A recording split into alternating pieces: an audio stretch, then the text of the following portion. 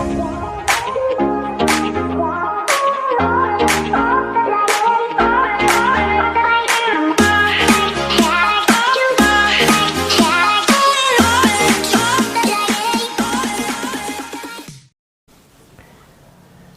sahabat bimbingan Alkitabiah. Topik kita kali ini adalah perlunya kesepakatan antara suami dan istri. Saudara-saudara, rumah tangga yang bahagia adalah rumah tangga yang mengalami kesatuan misteri Kristus dan jemaat lewat kesepakatan suami dan istri. Tujuan Allah atas pernikahan mencari kebahagiaan bersama lewat menghadirkan Kristus di tengah-tengah keluarga. Mau belajar dan bertumbuh terus-menerus. Kesepakatan antara suami dan istri juga tentu akan melahirkan anak-anak yang berbahagia. Nah, kenapa pasangan suami istri ini perlu untuk menjadi sepakat? Suami dan istri tentu bukanlah hal yang mudah untuk memperoleh kesepakatan. Nah, tetapi di dalam Kejadian 2 ayat 24 dan juga dikutip kembali dalam Efesus 5 ayat 31, sebab itu seorang laki-laki akan meninggalkan ayahnya dan ibunya dan bersatu dengan istrinya, sehingga keduanya menjadi satu daging. Nah, Allah mendesain seorang pria meninggalkan kedua orang tuanya dan dengan istrinya membentuk satu unit keluarga baru. Keduanya juga menjadi satu daging. Nah, ini menunjukkan bahwa Allah mendesain pernikahan seperti monogami, di mana pasangan suami dan istri membentuk kesatuan yang tak terpisahkan.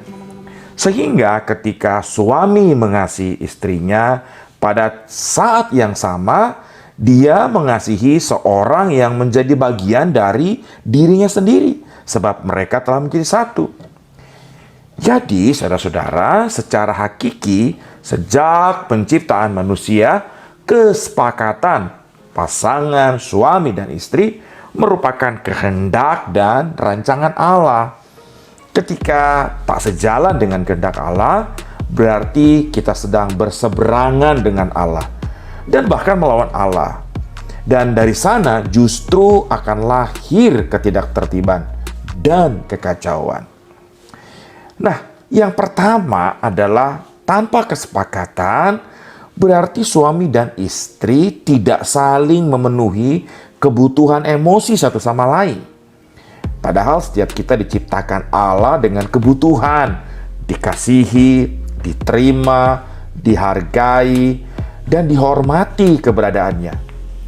Dalam pernikahan, Allah menghendaki suami istri saling memenuhi kebutuhan tersebut lewat kesatuan dan kesepakatan.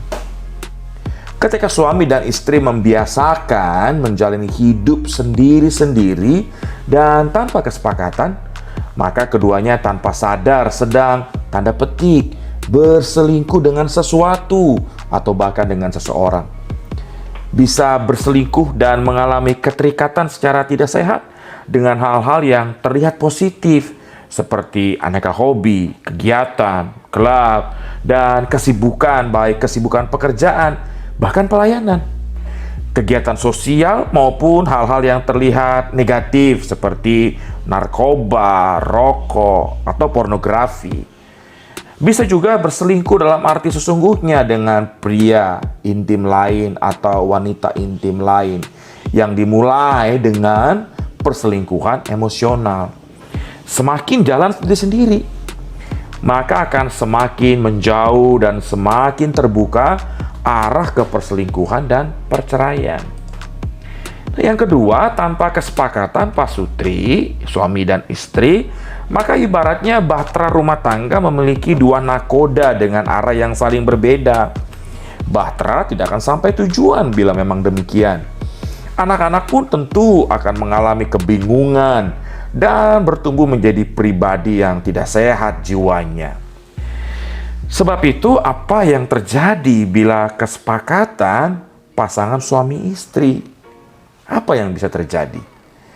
Nah, yang pertama, mencapai kebahagiaan pernikahan sebagaimana desain Allah akan mengalami misteri kesatuan Kristus dan jemaat sebagaimana Efesus 5 ayat 32 katakan.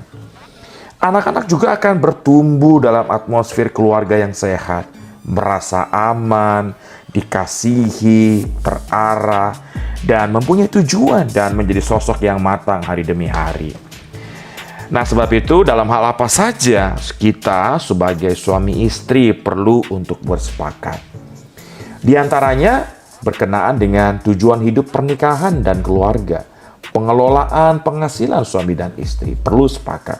Model pengasuhan anak juga perlu sepakat. Pengelolaan rumah tangga juga perlu untuk menjadi sepakat.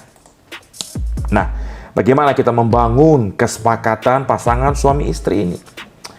Bersihkan dari distorsi masa lalu, luka emosional, keyakinan-keyakinan yang salah, kebiasaan yang buruk yang pernah ada. Bersihkan semuanya itu dari dalam diri kita. Dan belajar dan bertumbuh terus-menerus membangun pola pikir serta kebiasaan benar tentang kesepakatan pasutri. Merendahkan diri, memuji, mengapresiasi, berterima kasih, dan juga ada mentor, ada firman Tuhan, ada bacaan, ada belajar melalui seminar, atau bahkan mengikuti camp. Nah, secara pribadi maupun secara bersama-sama, hal-hal demikian perlu dilakukan. Bagaimana jika seorang diri yang mau bertumbuh, sedangkan pasangan tidak bersedia untuk sama-sama bertumbuh? Suami yang mau bertumbuh, istri tidak. Atau istri yang mau bertumbuh, tetapi suami tidak mau bertumbuh. Tetaplah menjadi sosok pribadi yang terus mau bertumbuh dan mengerjakan bagian kita. Kalau kita sebagai suami yang mau bertumbuh, maka bertumbuhlah. Sekalipun istri masih mau belum. Atau jikalau kita sebagai istri yang masih mau bertumbuh dan suami belum, teruslah kita tetap maju untuk bertumbuh, walaupun suami belum mau. Kita harus terus memperluas lingkar pengaruh. Pernikahan adalah sebuah sistem. Ketika salah satu bertumbuh dan berubah, maka akan mempengaruhi yang lainnya. Ingat, sikap dan respons diri yang benar lahir dari pendewasaan dan terus akan mempengaruhi relasi termasuk dengan pasangan kita, tentu juga dengan anak-anak kita. Sebab itu, jikalau ada hal-hal yang tidak esensial yang terjadi, bertoleransilah untuk hal-hal itu. Tidak akan membahayakan dan tidak melanggar moralitas. Mengakomodasilah kelemahan-kelemahan yang terjadi di antara pasangan dengan keterbatasan satu dengan yang lain. Maka lambat laun proses menjadi sepakat suami istri akan terus berproses dan terjadi pertumbuhan. Dan ketika akan menikmati berkat-berkat Tuhan yang luar biasa ketika kita, suami dan istri, menjadi sepakat bersama. Kiranya Tuhan memberkati sahabat bimbingan Alkitabiah.